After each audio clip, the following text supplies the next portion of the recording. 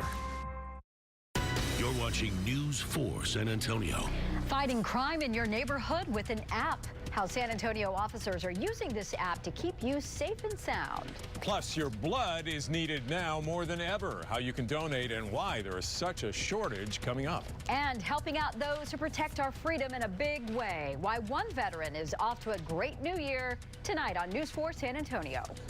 At our top story tonight, San Antonio police are now training on a popular app, a neighborhood app, to better connect with communities and to fight crimes. Now, we start in the newsroom tonight where Ariana Lubelli has been looking into this and explaining how it works and also what viewers need to know about this kind of thing.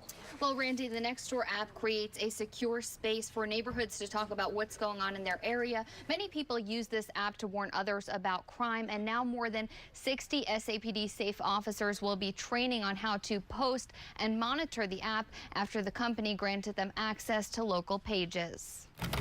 Social media and technology can offer a window of opportunity for crimes, but in other cases, it's being used to help identify them. It allows us to reach a lot of citizens that are actually in our service area. San Antonio police are now using the popular neighborhood app NextDoor to directly connect with communities, providing information, warnings, or updates on investigations for a specific neighborhood.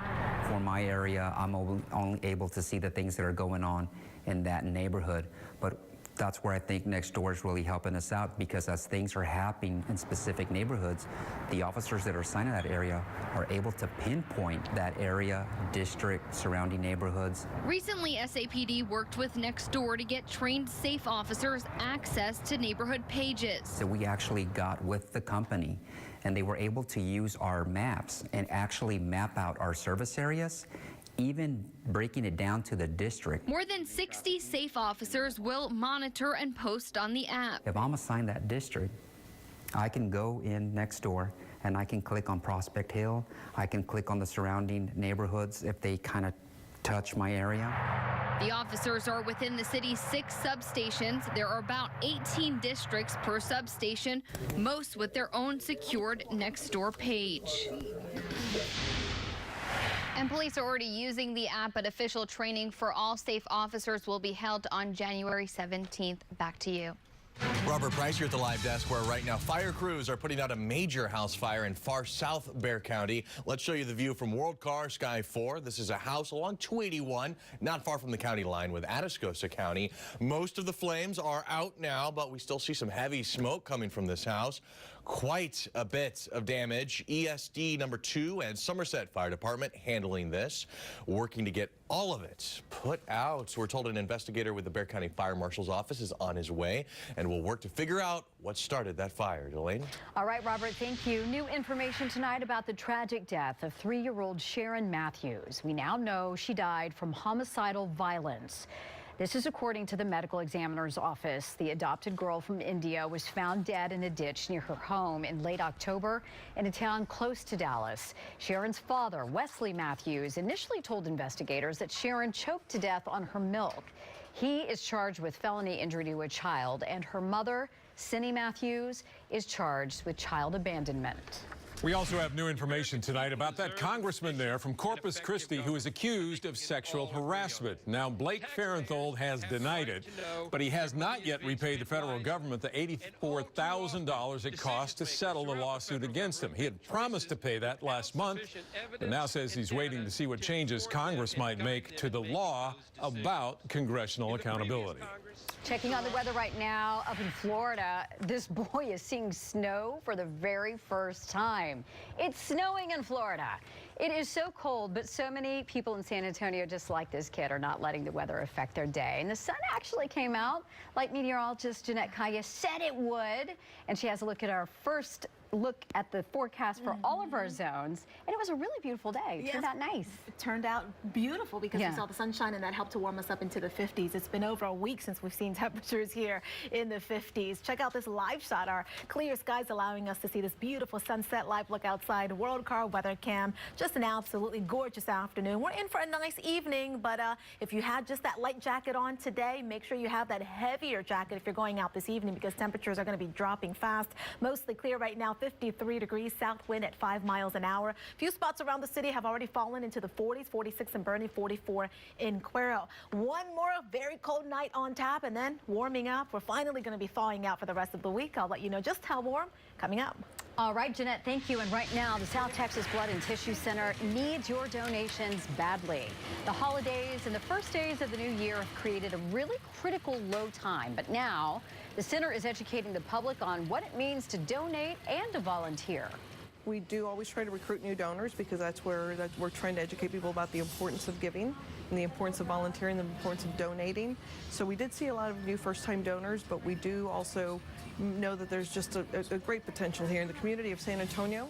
And even though all blood types are needed, doctors are urgently looking for O-negative blood right now. That's the universal blood type. And for one donor who's been doing it for more than 30 years, this is more than saving a life, he says. First of all, my daughter got diagnosed with cancer, leukemia, back in '91. So I promised her that I would continue to donate platelets for her and for anybody else. For a full list of donor rooms or blood drives, visit our website, news4sa.com. News across Texas tonight. A lawyer who is representing a 4-year-old boy says, yes, that child was living in a closet and was exposed to meth, just like police said. The boy even told investigators that his friends were rats and roaches. A judge there in Harris County is now allowing child welfare authorities to keep custody of him. Investigators first searched that home on a tip the parents were selling and making meth. Investigators still aren't sure how long he was in that closet, very small confined space, but the boy told them he was not allowed out of the closet. And we have new information that shows January is the worst month for crime, for thefts. Overall, Texas ranks second with the most burglary claims in 2016. It's all coming from a report done by State Farm. Average claim report, they say, was nearly $3,000 in losses. New at 6 tonight, a local Army veteran and his family appeared on national television on New Year's Eve. And let's just say it was a night they'll remember for the rest of their lives. News 4 San Antonio's Emily Baucom shows you their journey and a surprise they never saw coming. Caring for our wounded veterans is no easy task. A San Antonio family featured on national television New Year's Eve. We really had no idea. We were called last minute to go. We were told that it was about caregivers and how caregivers take care of the wounded soldiers when they come back. About 4 years ago, the Spearses became overnight experts. During combat training at Fort Hood, First Lieutenant Garrett Spears was struck by lightning and suffered a traumatic brain injury. It has been a long journey. Garrett's mobility was impaired. His memory comes and goes. Renovating the family home to fit his needs has proved too costly. But through it all, his infectious smile. So they told a wonderful organization all about you. And the Spears family never expected to be in Times Square. This is Garrett and his family. This is Dan from Operation Finally Home. Never expected underneath that famous New Year's Eve ball. Right now, we've built over 200 homes in 34 states. Time would simply stand still. We're honored and blessed to announce that we're going to be providing you with a custom-built mortgage-free home in San Antonio. Wow. Oh, my gosh. Even watching the replay, they're still speechless. Somebody cares enough to step in and say, hey, we think that we would like to help. This is a blessing more than we could ever imagine. But Garrett, you want to say anything to Dan and Rusty? Knows exactly what to say. Thank you. Emily Baucom, News 4 San Antonio. They gave you a house. Coming up, what's with the peaches in Fredericksburg in the cold? Well, we'll tell you how farmers are dealing with those frigid temperatures. Plus, are you feeling lucky, San Antonio? Just how much money could be yours in tonight's big Powerball jackpot coming up. And I'm Don Harris. Hey, 5 key Spurs are out for tonight's game in Philly. We'll tell you why. And a local kid signed by an NFL team just in time for the playoffs. The details straight ahead.